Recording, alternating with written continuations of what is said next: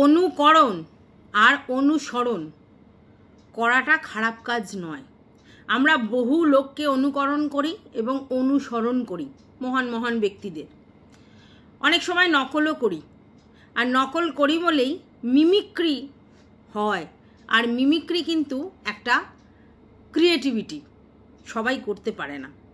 এবং তোমরা অনেকেই জানো যে বড় বড় সিঙ্গারদের অনুকরণ করে মানুষ, এবং তাদের মানে লতা কণ্ঠী, আশা কণ্ঠী, উষা কণ্ঠী এরকম আমরা পাই।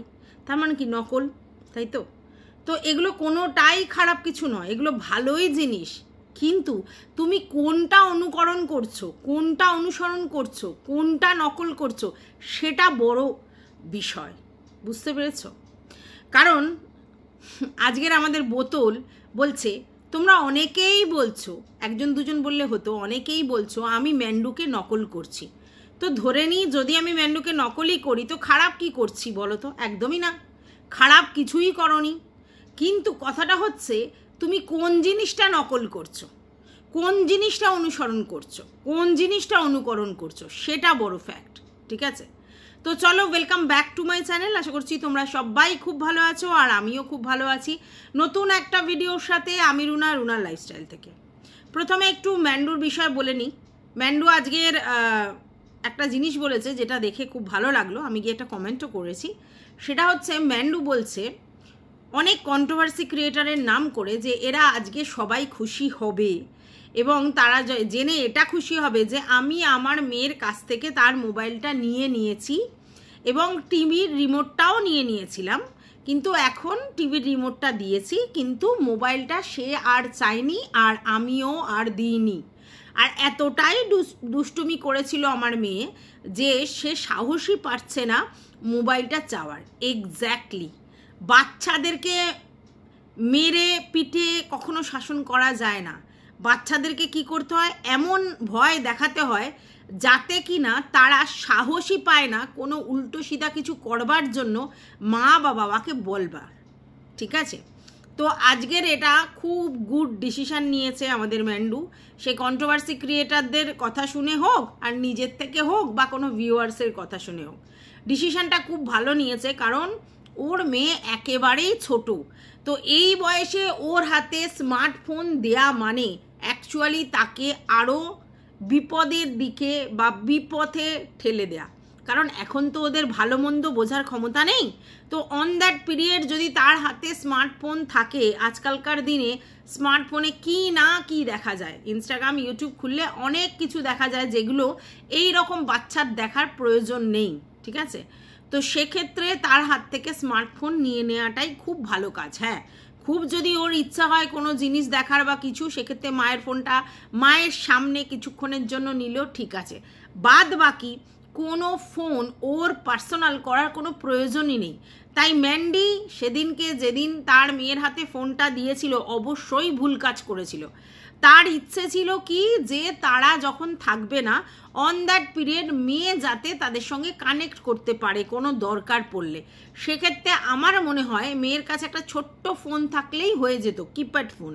সেখানে স্মার্টফোন দেওয়াটা অবশ্যই মূর্খামি, এবং বলতে পারো অতিরিক্ত বাড়াবাড়ি হয়েছিল।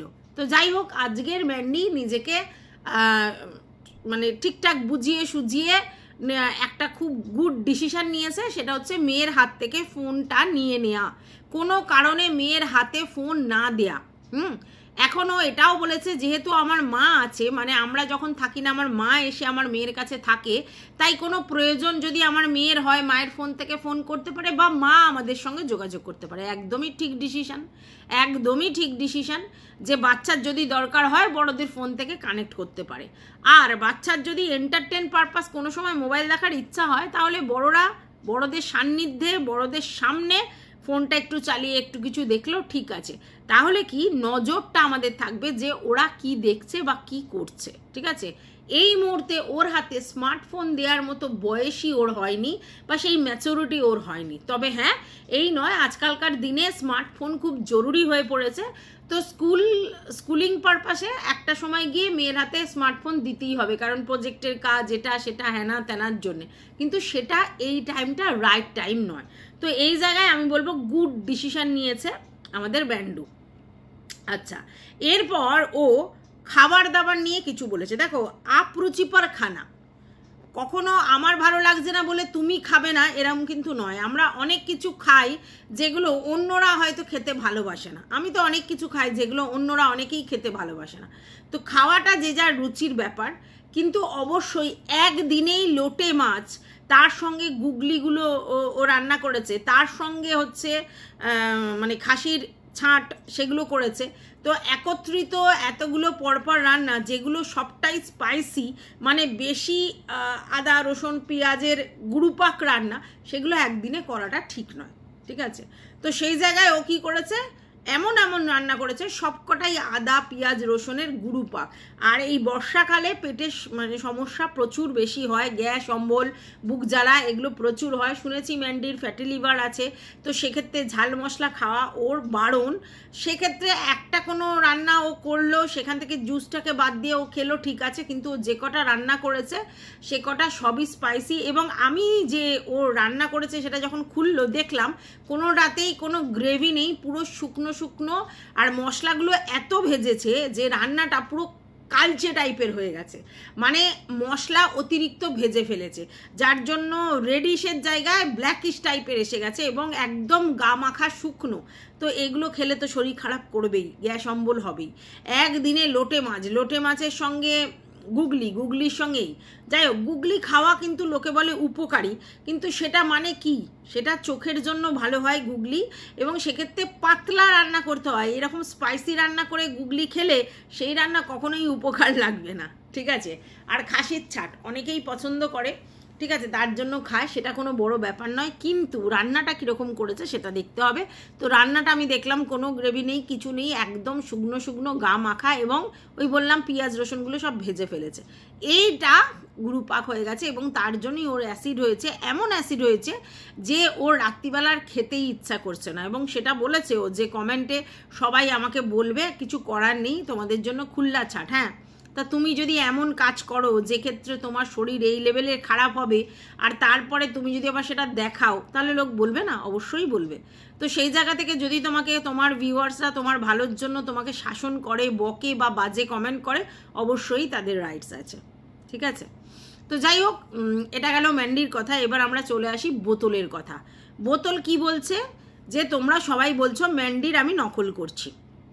তো যদি নকল করি, অনেকেই তো অনেকের নকল করে, তো খারাপ কিছু না, না খারাপ কিছু হতো না যদি ম্যান্ডির কোনো ভালো জিনিস তুমি নকল করতে। যেমন ম্যান্ডির একটা খুব ভালো জিনিস আছে, সেটা হচ্ছে ভীষণ ভালো উষ্ণ অভ্যর্থনা করতে পারে সব মানুষকে, মানে দেখে মনে হবে একেবারে যেন নিজের লোক, এইভাবেই ও উষ্ণ অভ্যর্থনা করে, প্রথম।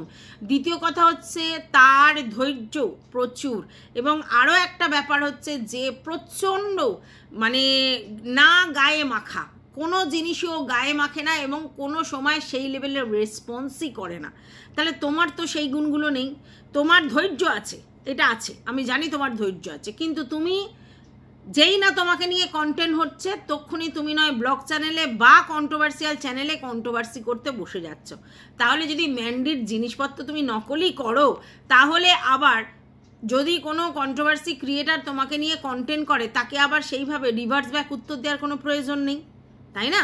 তাহলে তুমি কি করে ম্যান্ডির নকল করছো? ম্যান্ডি যেমনি কিছু দেখিয়েছিল, তেমনি কিন্তু ম্যান্ডির ছবি দিয়ে, হ্যানা দিয়ে, তেনা দিয়ে, যে যার মতো ভিউজ গেন করেছে। ম্যান্ডি কিন্তু একটা শব্দ করতে আসেনি, ঠিক আছে? একবার বলেছিল দেব, তারপরেও কোনো উচ্চবাচ্য করেনি। তোমার সেই আছে, তুমি দুম করে কাউকে ওয়ার্নিং স্ট্রাইক দিয়ে দিলে। আমি বলছি না যে ফটো দেওয়া খুব ভালো জিনিস বা সে খুব ভালো কাজ করেছে, কিন্তু তুমি তো দিয়েছো, স্ট্রাইক দিয়েছো, ম্যান্ডি সেটা করে না।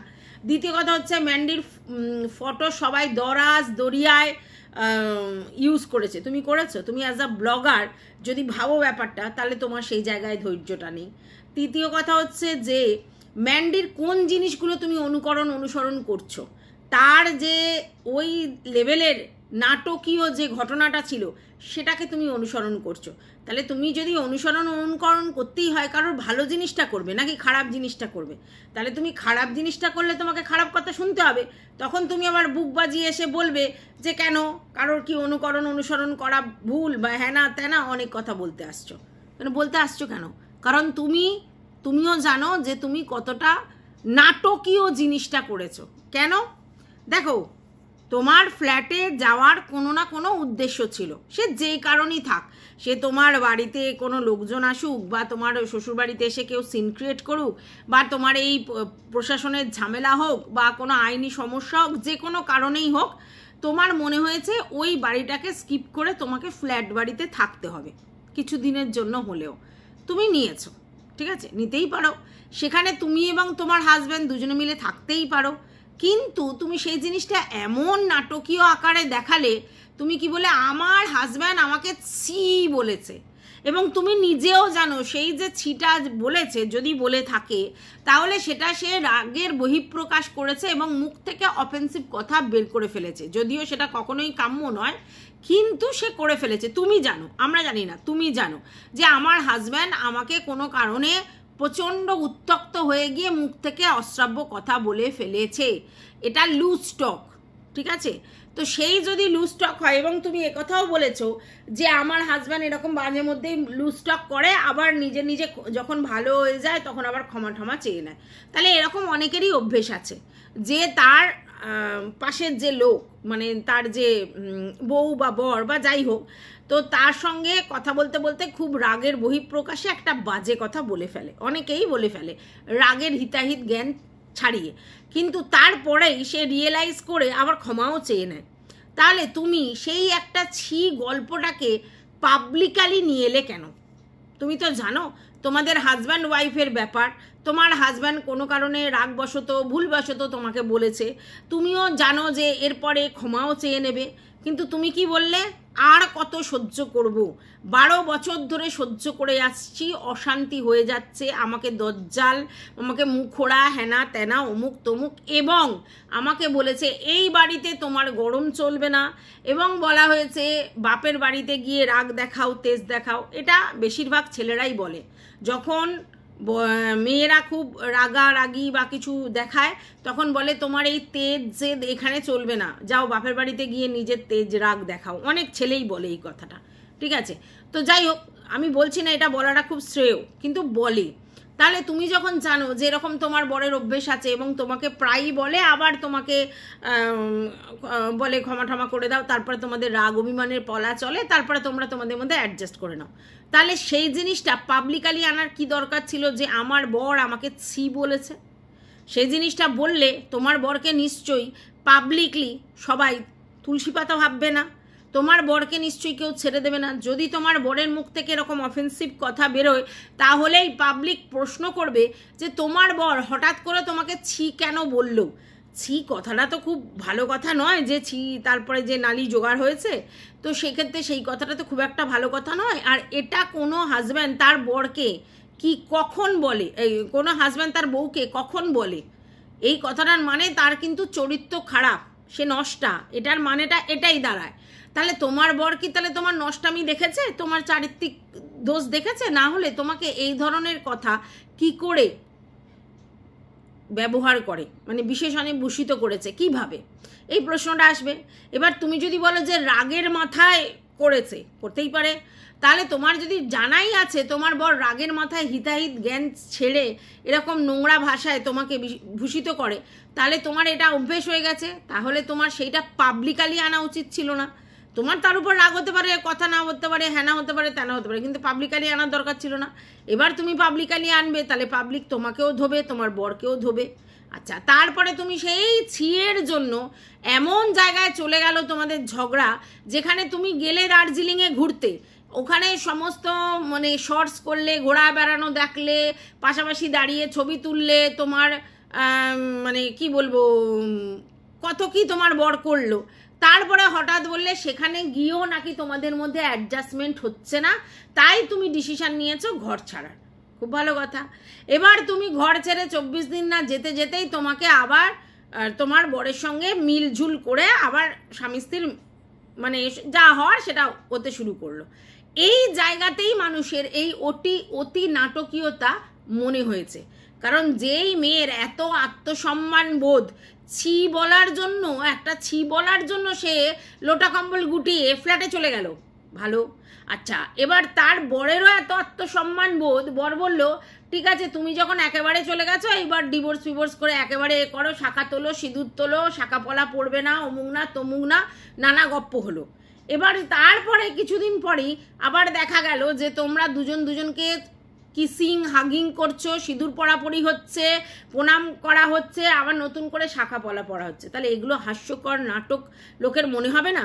তোমরা দেখাতে পারবে নাটক, আর পাবলিক বললেই তাদেরকে তুমি আবার ধুতে বসে যাবে। কেন বলছে, কেন মনে করছে, আর কেন বা কন্ট্রোভার্সি ক্রিয়েটারদেরকে তুমি দোষ দিচ্ছ? তুমি যদি আজকের কারণ এরকম জিনিস দেখতে, তাহলে তুমি তাদেরকে কন্ট্রোভার্সি করতে না? টিনুর ব্যাপারে, ম্যান্ডুর ব্যাপারে তুমি কন্ট্রোভার্সি করনি, তুমি বড় চ্যানেলের অনারের ব্যাপারে কন্ট্রোভার্সি করনি, ইচ অ্যান্ড এভরি জায়গায় তুমি কন্ট্রোভার্সি করেছো। লাস্টলি তো তুমি টিনুর গায়ে থুতু পর্যন্ত ছুঁড়েছো, নানা জিনিসে তুমি থুতু পর্যন্ত ছুঁড়েছো। তারপরে তুমি এখন লেকচার মারতে বসেছো যে এইগুলো নিয়ে বলবে, এই করবে সেই করবে। কিন্তু আমার ভালোবাসার মানুষে দেখো সবারই কিছু না কিছু ব্লাইন্ড সাপোর্টার আছে, মানে যারা যারা বড় চ্যানেল হোল্ডার তাদের মোটামুটি সবারই ব্লাইন্ড সাপোর্টার আছে। তোমারও আছে, টিনুরও ছিল, ম্যান্ডুরও ছিল, বড় চ্যানেলেরও ছিল, সবার থাকে, ঠিক আছে? তাহলে সেই জায়গায় যদি তোমাদের মতো ক্রিয়েটারদের ব্লাইন্ড সাপোর্টাররা থাকে, তারা তো সব জিনিসেই পজিটিভিটিই তোমাদের দেখবে, কারণ তারা তোমাকে ভালোবেসে দেখে। বাদ বাকি যারা তোমাকে ভিউজ দেয় কিন্তু তারা তোমার পুঙ্খানুপুঙ্খ বিচার করে, তাহলে তারা বলবে যে তুমি এককালে এইসব নিয়ে লোককে বলে এসেছো দিনের পর দিন, লোককে ছোট করে এসছো দিনের পর দিন, এমনকি নাটক নিয়ে তুমি নানা রকম বিচার বিশ্লেষণ করেছো। আজকের ডেটে যদি তুমি সেগুলোই দেখাও, তাহলে লোক বলবে না যে তুমি নকলচি বান্দারিয়া? তুমি তো করছো। আজকে তুমি বলছো হ্যাঁ যদি আমি ম্যান্ডুর মতো নাটক করি, হ্যাঁ তো ম্যান্ডুর মতো নাটক করলে ম্যান্ডুকে যেমন বলা বলেছে, যেমন ধোয়া ধুয়েছে, তোমাকেও তেমন বলা বলবে, তেমন ধোয়া ধোবে। এটাই তো ব্যাপার। আজকে তুমি বলছো আমি তো কিছুই দেখাইনি তেমন, শুধু বোতলটা ছাড়া। তুমি চিন্তা করতে পারছো 2 দিন না 4 দিন তুমি ফ্ল্যাটে যেতেই তোমার বোতল উকিঝুঁকি মারছে, তো তুমি সেটাকে আবার কাটও করে দিয়েছো, পরে এসে আবার এক্সপ্লানেশন দিতে বসেছো। কিন্তু এটা তো স্বাভাবিক। তোমাকে যদি এতদিন তোমার বাড়িতে টিপিক্যাল হাউসওয়াইফের মতো দেখেছে, হঠাৎ করে তুমি ফ্ল্যাটে গেলে, শাখা পলা খুলে ফেললে, তোমার নাচন কোদনের জামা কাপড় ড্রেস সেন্স নিয়ে লোকের প্রশ্ন উঠবেই, কারণ তুমি সেরকম দেখাচ্ছ, এগুলো আগে সেরকম একটা দেখেনি। তারপরে তোমার হচ্ছে শাখা পলা খোলার কি মানে হলো সেটাও লোকে বুঝলো না। হাজব্যান্ড বলতেই পারে, কিন্তু হাজব্যান্ডের রাইটস নেই যে আমাদের খুলতে বাধ্য করে, ঠিক আছে? আচ্ছা, তারপরে তোমার ইচ্ছে ছিল তুমি খুলেছো, তারপরে তুমি কি একের পর এক দেখাচ্ছ যে বোতল দেখালে। তো বোতল কি না, তোমার ঘুম হয়নি বলে তুমি সেই জিনিসটা নাকি খেয়েছো, তাও কে এনেছে? তোমার বোন। এবার তোমার কথার মধ্যে কত অসঙ্গতি। তুমি বললে যে আমার বোন নিয়ে এসেছে ঘুমানোর জন্য 30 ml করে 2 বার খেয়েছি, তারপরে বাদ বাকি বোতলটা কোথায় গেল তুমি সেটা আর বললে না। তোমার বোন কি কাঁধে করে আবার নিয়ে চলে গেল? আচ্ছা, যদি দেখলো যে তোমার এরকম কঠিন পরিস্থিতি, তাহলে তোমার বোন তোমাকে আর তোমার পোষ্যকে ছেড়ে কি করে চলে গেল? কারণ সেটা তো রিস্ক ফ্যাক্টর। তুমি যদি জীবনেও না খেয়ে থাকো আর এরকম খাওয়ার পর তোমার যদি ওই রকম অবস্থা হয়, তাহলে তোমাকে একা রেখে যাওয়ার দৃষ্টটা কি করে দেখায়? কারণ তোমার আশেপাশে কেউ চেনা পরিচিতি নেই, তুমি নিজেই বলেছো। তাহলে সেক্ষেত্রে তো বলবেই। তাহলে একটা হাজব্যান্ডের থেকে তুমি ডিট্যাচ হয়ে গেলে, তারপরেই তোমার এইসব ধরা পড়লো, তারপরেই তোমার উচলকুদ দেখা গেল, তারপরেই তোমার শাখাপলা খোলা দেখা গেল, তারপরেই তোমার নিত্য নতুন ড্রেস পরে শর্টস দেখা গেল, তারপরেও তোমাকে লোকে ছেড়ে দেবে, পুজো করবে? এটা হতে পারে? কন্ট্রোভার্সি ক্রিয়েটাররা আছেই কোনো রকম কন্ট্রোভার্সিয়াল টপিক উৎপন্ন হলে সে নিয়ে কথা বলবার জন্য। তাহলে তুমি কি করে আশা করো? তুমি নিজেকে ওই জায়গায় বসিয়ে দেখো যে তুমি কি কাউকে কন্ট্রোভার্সি করতে না, এরকম দেখলে এর থেকে অনেক বেশি মানে এক্সট্রিম লেভেলের করতে এবং অশ্রাব্যভাবে করতে, কারণ তুমি ওরমভাবেই কন্ট্রোভার্সি করো। তাহলে সেই জায়গায় তোমাকে তো সেরকম কিছু বলাই হয়নি, তাতে তুমি রোজ রোজ উত্তর দিতে বসে যাচ্ছ। আজকে যে ব্লগারদের তুমি অনুসরণ বা নকল করছো, তাদেরকে দেখো, তারা কিন্তু উত্তর দিতে বসে না, বাট তুমি প্রতিদিন প্রতি মুভমেন্টে এসে উত্তর দিচ্ছ, নয় ব্লগে, হ্যাঁ, আর না হলে কন্ট্রোভার্সি করে একেবারে সেই লেভেলের মানে ঝাঁঝ শুদ্ধ এসে উত্তর দিচ্ছ। তাহলে তুমি ব্লগিংয়ে দেখাবে, তোমার ব্লগিং দেখে লোকে বললে আবার তাদেরকে কন্ট্রোভার্সিয়াল চ্যানেলে এসে উত্তর দেবে, আর তোমাকে কিচ্ছু শুনতে হবে না, তা তো হয় না। তুমি খুব সিম্পল ওয়েতেই দেখাতে পারতে যে আমি কোনো কারণবশত ফ্ল্যাটে আমার বরকে নিয়ে চলে যাচ্ছি, তাহলে তোমাকে আবার বলতো তোমার শ্বশুর শাশুড়ির থেকে তুমি তোমার বরকে ডিট্যাচ করে নিয়ে চলে যাচ্ছ, তুমি তোমার শ্বশুর শাশুড়িকে দেখো না, এমনিও দেখো না অমনিও দেখো না, তো একেবারে চলে যাচ্ছ, ছেলেটা যদি বা এই বাড়িতে থাকতো সেটাও চলে যাচ্ছে। এই জিনিসটা থেকে তুমি নিজেকে না, যাতে না তোমাকে এই কথাগুলো বলে, তার জন্য তুমি এই রকম নাটকটা করলে। এবং তুমি জানলে যে এরকম নাটক করে যদি আমি বেরিয়ে যাই তাহলে ভিউজটা এই 25-24 দিনে বেশ লামসাম ইনকাম করে নিতে পারবো। কিন্তু আমি যদি নর্মাল ওয়েতে বলতাম যে আমাদের এই বাড়িতে কোনো না কোনো অশান্তি আছে, বা এই বাড়িতে কোনো না কোনো টুকটাক গুন্তুক হচ্ছে, তার জন্য আমরা চেষ্টা করছি ফ্ল্যাটে গিয়ে নতুন করে শুরুয়াত করার, তাহলে কত আর কন্ট্রোভার্সি হতো না, তোমার ব্লগ চ্যানেলটা সেই লেভেলে ইমপ্রুভ করতো না, এই লেভেলের ভিউজটা হতো না। তাই তুমি একটা নাটকীয় আকারে, নাটকের গল্পের মতো করে জিনিসটা প্রডিউস করেছো, আর সেটা বেশিরভাগ ক্রিয়েটার এবং ব্লগাররা ব্লগার বলছি, ভিউয়ার্সরা ধরতে পেরে গেছে। আর সেখানেই তোমার প্রবলেম, যে কেন ধরতে পারলো। আরে ভাই, তুমি জল খাওয়াবে আর লোকে জল খাবে? ম্যান্ডুর বেলা প্রথম ম্যান্ডু করেছিল, অনেকেই ব্যাপারটা পরিষ্কার বুঝতে পারেনি, তাও যাই হোক যেটুকুনি বুঝতে পেরেছে। কিন্তু তোমার বেলাটাতে তো সম্পূর্ণ এদের নাটক দেখে দেখে মানুষ অভ্যস্ত হয়ে গেছে, তাহলে সেখানে বুঝতে পারবে না? অবশ্যই বুঝতে পারবে। আর এটা স্বাভাবিক। তুমি ভেবেছিলে অ্যাজ এ ব্লগার আমি ওদের মতো, ওদের সমকক্ষ হয়ে যাব, কখনো হবে না, কখনো হবে না। কারণ তুমি লোককে বলে রেখেছো তুমি একজন কন্ট্রোভার্সি ক্রিয়েটার, সেটাই তোমার আসল পরিচয়। তাই তুমি র্যান্ডমলি কন্ট্রোভার্সিও করবে, আবার ব্লগিংও করবে, তাহলে তোমার ব্লগিং চ্যানেল সেই জায়গায় দাঁড়াবে না। তোমার ব্লগিং চ্যানেল দাঁড় করানোর জন্য তোমাকে কন্ট্রোভার্সিয়াল চ্যানেলটাকে ছাড়তে হবে, ছেড়ে ব্লগিংয়েই শুরু করতে হবে, এবং রেসপন্স না করে তোমার মতো করে তোমাকে ব্লগিং দেখিয়ে যেতে হবে। কিন্তু তুমি কন্ট্রোভার্সির মায়া ছাড়তে পারোনি, টাকার মোহ, প্লাস তুমি ব্লগিংয়ের মধ্যেও কন্ট্রোভার্সির ছোঁয়া দিয়েছো আমাদের খোকার মতো, দিয়ে তুমি ব্লগিংটাকে হাই করতে চেষ্টা করেছো। কিন্তু এটা কদিন, বেশি দিন নয়। তুমি নিজেই দেখেছো তোমার ব্লগিংয়ের কিন্তু চ্যানেলে ভিউজটা একেবারে ডাউন হয়ে গিয়েছিল, তারপরে আবার 3-4টে ভিডিওতে 30-এর উপরে গিয়ে ভিউজ হয়েছে। কেন বলো তো? তার কারণ মানুষ কিউরিসিটি হয়েছে।